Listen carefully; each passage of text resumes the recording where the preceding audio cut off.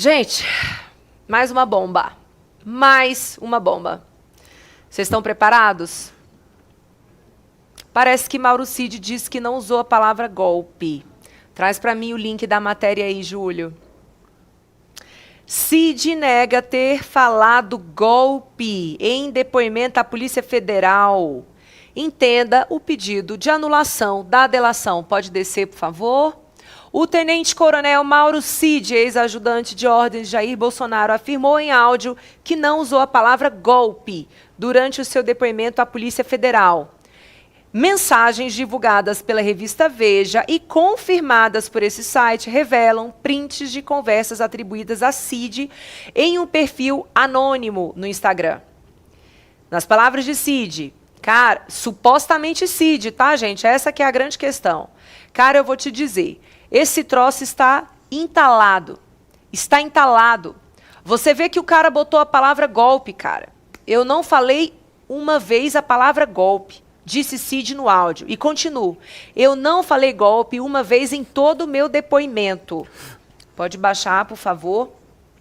Os áudios teriam sido enviados pelo perfil Gabriela702, que, segundo a defesa, foi usado para conversas durante o período em que Cid estava proibido de utilizar redes sociais por decisão do STF. O advogado Eduardo Kuntz, defensor de um dos réus da ação penal, informou ao ministro Alexandre de Moraes ter mantido contato com Cid pela conta. Meu Deus.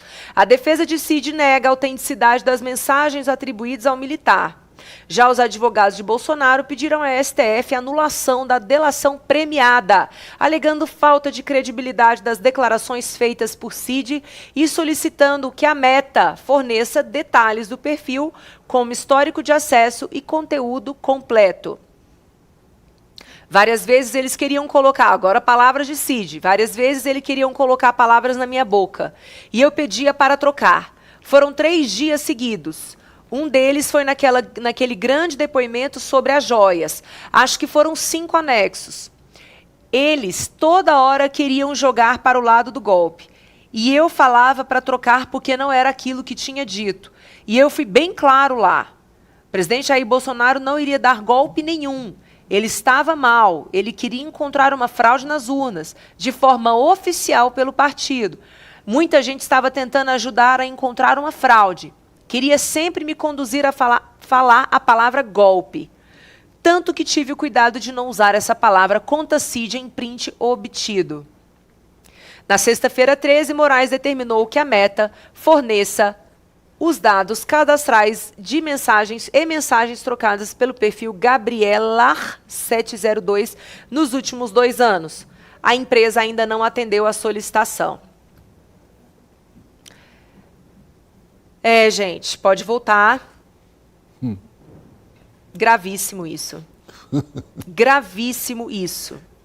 Se realmente for confirmado que esse perfil Gabriela702 estava sendo utilizado por Mauro Cid durante o período em que ele estava sendo interrogado pela Polícia Federal.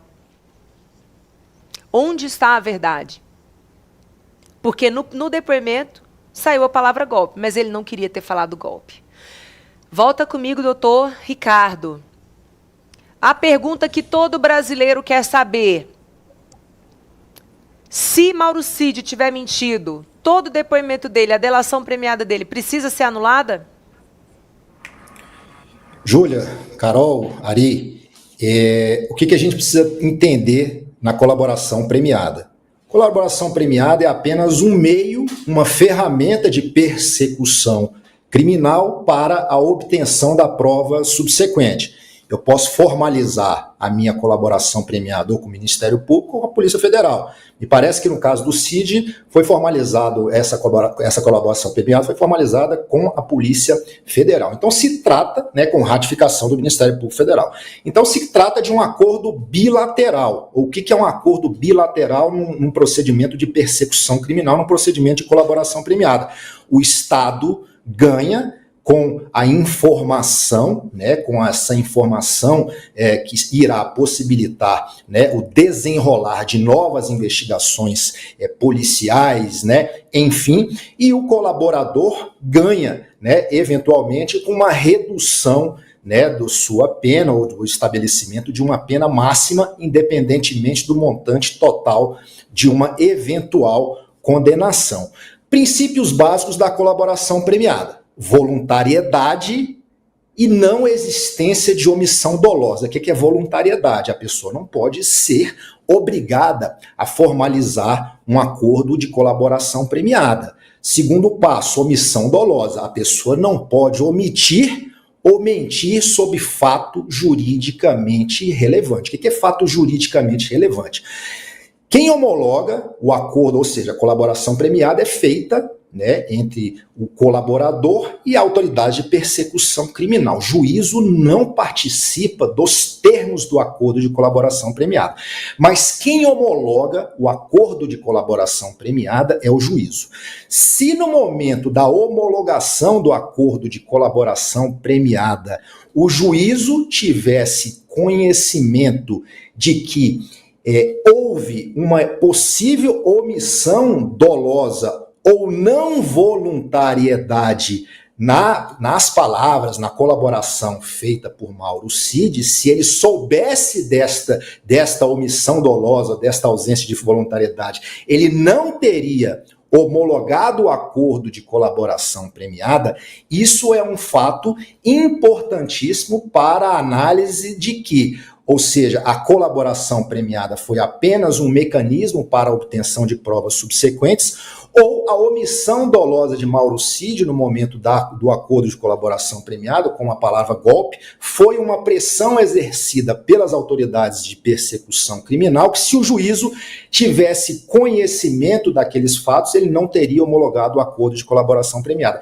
Isso é o que a gente precisa desvendar. Segundo passo: se a partir do acordo de colaboração premiada as autoridades de persecução criminal obtiveram novas provas, ou seja, Cid colaborou, Cid delatou, Cid indicou provas, caminho do dinheiro, enfim, participantes daquela suposta organização criminosa, enfim, se a partir do acordo de colaboração premiada as autoridades de persecução criminal obtiveram novas provas, e essas provas se tratam de fontes independentes que foram utilizadas para processar as pessoas investigadas nesta ação criminal, uma eventual nulidade, uma eventual rescisão do acordo de colaboração premiada só prejudica o colaborador. Então a gente precisa separar essas duas vertentes. Em primeiro lugar, se o juízo tivesse ciência de que a homologação do acordo de colaboração premiada foi feita através de uma pressão ou de ausência de voluntariedade, ele não teria homologado o acordo, e aí sim a gente pode analisar a palavra golpe, ou se a colaboração premiada, a partir da homologação do acordo de colaboração premiada, as autoridades de persecução criminal conseguiram obter novas provas de novas infrações criminais. Se as autoridades de persecução criminal obtiveram novas provas a partir da homologação do acordo de colaboração premiada, somente o Mauro Cid, com a eventual rescisão do seu acordo de colaboração premiada, sai prejudicado. Então, para a gente entender de uma forma ampla essa possibilidade, a voluntariedade, a impossibilidade da ratificação por omissão dolosa de informação, a gente precisa separar esses dois pontos. Mas me parece, viu, Júlia, viu, Carol, que a omissão dolosa, neste caso, só prejudicará aí o colaborador. E aí, só uma aqui para complementar, para que se estabeleça uma rescisão de um acordo de colaboração premiada, isso não é automático. É instaurado um procedimento de rescisão de acordo de colaboração premiada, oportunizada ampla defesa e contraditória, enfim, onde Mauro Cid irá se defender, e isso, se for instaurado, às vezes a tese, no pedido de última derradeira diligência, aí, antes da aprovação da sentença, justamente justamente saber se Mauro Cid mentiu ou omitiu sobre fato juridicamente relevante, é justamente isso, né? Se instaura, né, um procedimento, né, de rescisão de acordo de colaboração premiada e a ação penal ela fica suspensa, né, até a decisão final deste novo procedimento de rescisão de acordo de colaboração premiada. Se o acordo, de fato, ele for rescindido e o juízo entender que aquilo ali foi um fato essencial para a análise, né, para a homologação do acordo, ele pode ou não ali retirar, né, excluir esse acordo de colaboração premiada, e se não houverem, né, provas ali independentes, julgar a ação penal improcedente. Meu Deus, gente. Olha, 13h46. Eu vou passar a palavra para a Carol, que ela é outra advogada maravilhosa. O doutor Ricardo, você está sendo elogiado aqui, tá? Já vai ser convidado para outros episódios, porque a gente precisa trazer para as nossas análises sempre a perspectiva do direito, que é o diferencial do nosso programa aqui. A gente tem lei para comentar, né? Não é aquilo que a gente gostaria que fosse. Não, mas é lei. Carol, sua perspectiva em cima disso. A minha pergunta para você, Carol, é mais política até. Se comprovado que Mauro Cid não falou golpe, mas no depoimento dele constou a palavra golpe.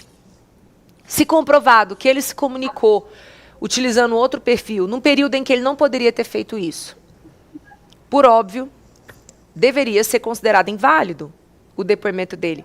Você acha que o Supremo bancaria essa invalidação e, consequentemente, a anulação do processo? Nunca.